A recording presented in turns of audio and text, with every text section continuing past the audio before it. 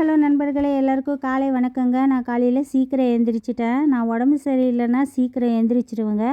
எழுந்திரிச்சு துணிமணியெல்லாம் மடித்து வச்சுட்டேன். நான் பீரோவில் எடுத்து அடக்கி வச்சுட்டு ஸ்ட்ரைட்டாக எங்கள் அக்கா கிட்டே போனேன். எங்கள் அக்கா கிட்டே போய் துணி குளிக்க வைக்கலான்னு கேட்கலான்னு போனேன். அக்கா எனக்கு குளிக்க வை வா அப்படின்னு சொன்னேன். எங்கள் அக்கா இருந்துக்குன்னு இல்லை, கையில் இன்ஜெக்ஷன் இருக்குது, இப்போ என்னால் குளிக்க வைக்க முடியாது, முதல்ல ஹாஸ்பிட்டலுக்கு போயிடுவா அப்புறமா குளிக்க வைக்கிறேன்னாங்க. இல்லை, கையில் கவரெல்லாம் கட்டி சேஃப்டியாக இருக்குது, வந்து குளிக்க வை, பெட்டில் இருந்தது ஒரே அரிப்பாக இருக்குது, என்னால் முடியாது, வந்து குளிக்க வையினாங்க.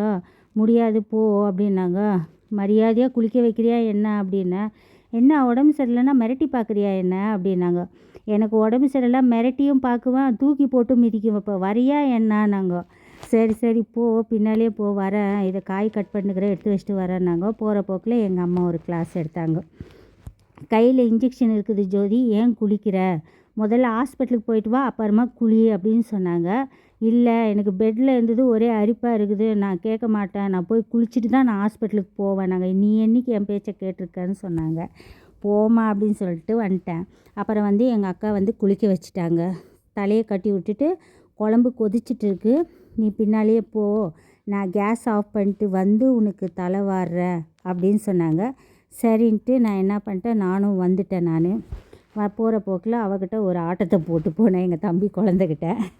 அப்புறம் எங்கள் பொண்ணு இருந்துக்குன்னா, அம்மா கை வீங்கியிருக்கு, இதிலே அம்மா குளிக்கிற அப்படின்னு கேட்டால். இல்லைம்மா, நேற்றை விட இன்றைக்கி பரவாயில்ல, கொஞ்சம் வீக்கம் கம்மியாக இருக்குது, ஏதோ ஒன்று சொல்லி சமாளிக்கணும் இல்லையா, இல்லைன்னு நினச்சிக்கோ, அதுக்கும் திட்டுவாங்க, ஏதோ ஒன்று சொல்லி சமாளிச்சிட்டேன். அப்புறம் எங்கள் அக்கா வந்தாங்க, தலை வாரினாங்க. எங்கள் அக்கா கிட்ட தலை வாடுறது ரொம்ப கஷ்டங்க. எப்படின்னா அப்படி இழுக்கும் பர்ரு பர்ருன்னு. ஏன்னா நம்ம முடியும் கொஞ்சம் ஹார்டு ஜாஸ்தி நம்மளுது, அதனால் என் முடியை வாடுறதுக்கு எங்கள் அக்காவுக்கு கொஞ்சம் கஷ்டம்தான். எங்கள் அக்கா தான் சின்ன வயசுலேருந்தே எனக்கு தலைவாரி விடும். இப்போ இடையில கொஞ்சம் பெரிய ஆளான வச்சு தலை வாரதே விட்டுட்டு இருந்துச்சு, ஆனால் அப்பப்போ வாரி விடும் எனக்கு தலையை. ஆமாம், சின்ன குழந்தையிலேருந்தே எங்கள் அக்கா தான் எனக்கு தலை வாரி விட்டுரும். இதுதான் எனக்கு சின்ன அக்கா, நடு அக்கா இது. அப்புறம் தலைவாரி முடிச்சாச்சு. எங்கள் அம்மா சின்ன குழந்தையில உடம்பு சரியில்லாத போது இப்படி தான் பண்ணுவாங்க.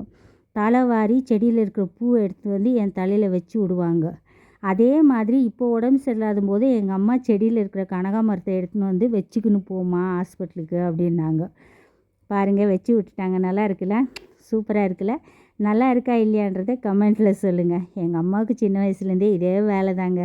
ஆமாம், என் மேலே தான் அதிக பாசம் எங்கள் அம்மாவுக்கு. நாங்கள் 3 பொண்ணுங்க, இருந்தாலும் எங்கள் அம்மாவுக்கு என் மேலே பாசம் ஜாஸ்தி. சரின்னு சொல்லிட்டு நான் வீட்டுக்கு வந்து என்னோடய ஐட்டம்ஸ் எல்லாம் எடுத்து வச்சு ரெடி ஆகலான்ட்டு எங்கள் வீட்டுக்காரர் கத்திகிட்டே இருந்தார். ஹாஸ்பிட்டலுக்கு டைம் ஆகுது, சீக்கிரம் ரெடி ஆகு, சீக்கிரம் ரெடி ஆகுன்னாரு.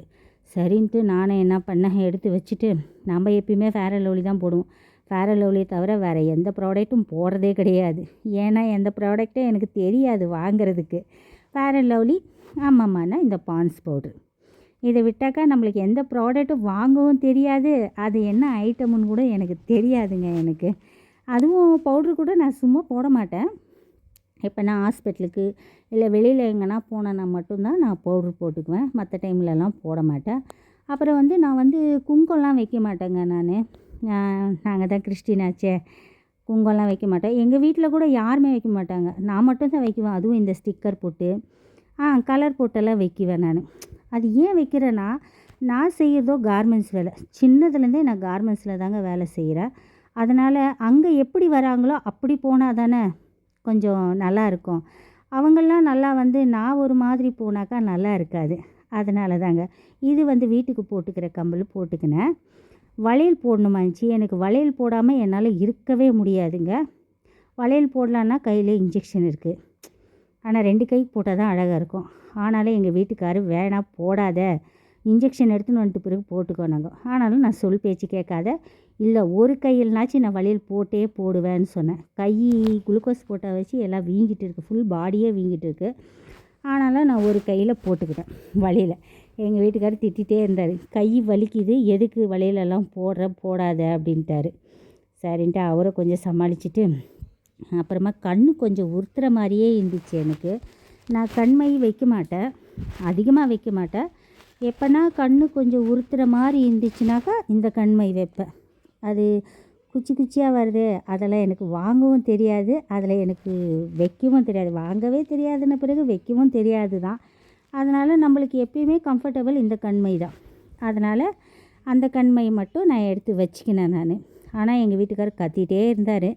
அதெல்லாம் காதில் போட்டுக்காமல் நான் பாட்டுக்கு ரெடி ஆகிட்டேன். இப்போ நீ வரையா என்னான்னாரு. சரி நடியா போகலாம் அப்படின்னு சொல்லிவிட்டு ஹாஸ்பிட்டலுக்கு கிளம்பி போயிட்டோம். பக்கத்தில் தான் இருக்குது, கொஞ்சம் ரொம்ப தூரம்லாம் ஒன்றும் கிடையாது. ஹாஸ்பிட்டலுக்கு வந்துட்டு எங்கள் வீட்டுக்காரர் வந்து இன்ஜெக்ஷன் வாங்க போனார். ஒரு ஒரு இன்ஜெக்ஷன் வாங்கணும்.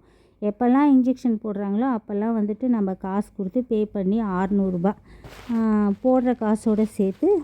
50 எக்ஸ்ட்ரா சர்வீஸ் சார்ஜு. அதனால் ரூ. 650 ஆகும் ஒரு டைமுக்கு. அங்கே போய் வீட்டுக்காரோட ஒரு வீடியோ எடுக்கலான்னாக்கா எங்கள் வீட்டுக்காரர் எடுக்காதன்ட்டார். சரின்ட்டு இன்ஜெக்ஷன் போட்டாங்க அவங்க. ஆனாலும் இன்ஜெக்ஷன் எடுக்கணும் இல்லையா, அதனால் இல்லை கொஞ்ச நேரம் பெட் மேலே இருந்து தான் ஆகணும் அப்படின்னு சொன்னாங்க. சரின்ட்டு நானும் பெட் மேலே படுத்துட்டு வீடியோ எடுக்கிறேன்னா எங்கள் வீட்டுக்காரர் எடுக்காதன்னாரு. நீ எடுக்கலாம் போய் போகிறேன், நான் எடுக்கிறேன்னு சொல்லிட்டு நான் எடுத்துகிட்டு இருந்தேன். அப்புறம் எடுத்து முடிச்சாச்சு. காலையிலே வந்து நாங்கள் சாப்பாடு செய்யலைங்க, உடம்பு சரியில்லை இல்லையா, அதனால் சாப்பாடு எதுவும் செய்யலை. அதனால் வந்து எங்கள் வீட்டுக்காரர் ஹோட்டலில் வாங்கி தரேன் வான்னு சொல்லிட்டு ஹோட்டலுக்கு வந்துட்டோம். நாங்கள் பூரி வாங்கிட்டு கொடுத்தாரு. என்னோடய ஃபேவரெட் வந்து எப்பயுமே மசால் தோசை தாங்க. எனக்கு சின்ன வயசுலேருந்தே எனக்கு மசால் தோசை தான் ரொம்ப பிடிக்கும் எனக்கு. ஆமாம், எங்கள் அப்பா வாங்கி கொடுத்து பழக்கம் பண்ணிட்டார் அதை. ஆனாலும் எங்கள் வீட்டுக்காரர் பூரி வாங்கி கொடுத்துட்டாரு. அதுவும் நல்லா தான் இருக்குது. வாங்க சாப்பிட்லாம். 3 பூரி இருக்குது, வாங்க சாப்பிட்லாம். நல்லா இருந்துச்சு. எனக்கு பூரி கூட வந்து சாகு சாப்பிட்றது பிடிக்காது. எனக்கு வந்து உருளைக்கிழங்கு சட்னியும் தொட்டுன்னு சாப்பிட்றது தான் பிடிக்கும் எனக்கு. அப்புறம் வந்துட்டு மெல்ல சாப்பிட்டுட்டு இருந்தேன். எங்கள் வீட்டுக்காரர் செட் தோசை வாங்கிக்கினாரு. சரிங்க, நாங்கள் சாப்பிட்டுட்டு வீட்டுக்கு கிளம்புறோம். இந்த வீடியோ பிடிச்சிருந்தா லைக் பண்ணுங்கள், மறக்காமல் சப்ஸ்கிரைப் பண்ணுங்கள்.